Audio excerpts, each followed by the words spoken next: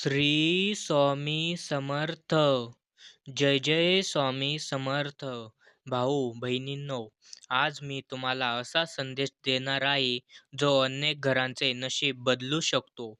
खूप लोक म्हणतात, पैसा येतो पण टिकत नाही, कमाई आहे पण शांती नाही, पगार येतो आणि क्षणात संपतो. जर तुमच्याही घरात ही समस्या असेल तर स्वामींच्या या गोष्टी नक्की ऐका.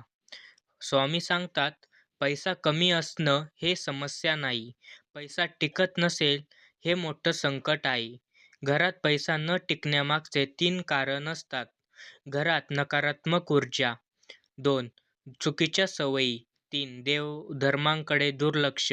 जोपर्यंत ही कारणं दूर होत नाहीत, तोपर्यंत कितीही कमाई केली तरी पैसा हातात राहत नाही. स्वामी सांगतात, घर स्वच्छ ठेवा.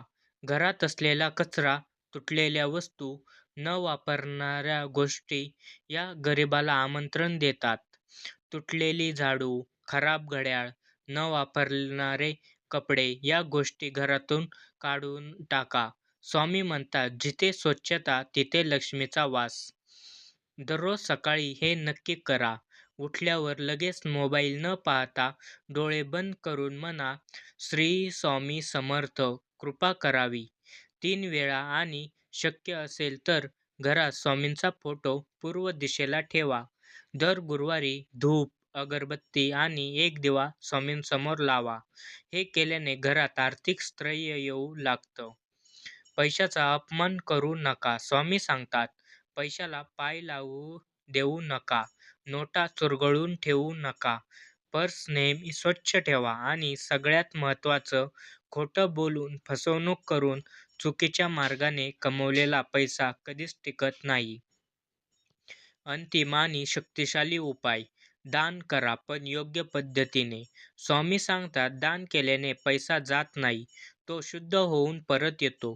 गुरुवारी गूळ, चण्या, शनिवारी काळे कपडे किंवा तेल, एखाद्या गरजूला अन्न मनापासून द्या. हे करताना फोटो काढू नका, दिखावा करू नका.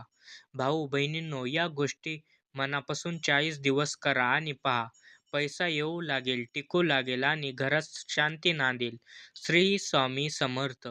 जर हा संदेश तुमच्या मनाला लागला असेल तर नक्की लाईक, शेअर आणि सबस्क्राईब नक्की करा, कारण कदाचित हा संदेश कोणाचं आयुष्य बदलू शकतो.